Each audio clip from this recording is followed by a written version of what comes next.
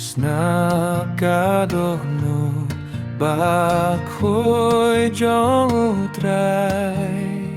Daka jingit kakot laki kun Kajing jemnut nangatohikai Long bas ngurit bas ngut Vai burom ya kadoh nut bakui Bajingit pas nugur na krong katui Ya kajing mong babang wan kenbiang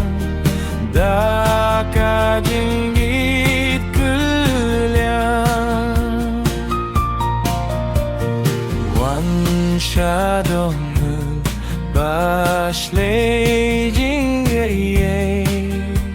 Shaum poliu jing klein kibaklong Aka jing krau jing gitu aye Ya laki kun lang bro Ruai burom ya kadong ngut bakui Bajingit pas sempurna krong katui Ya kajing mong bang wan pinbiang Da kajing it keliang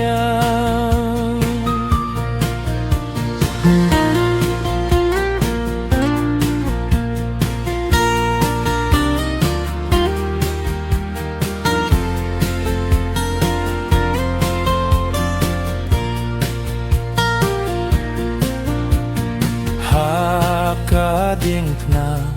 halum kalbari Ya kadoh nujong ulah penpe Ba unong pok ba pliun fetere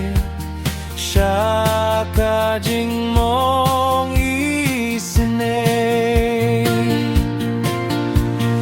Wai burom ya kadong nut bakui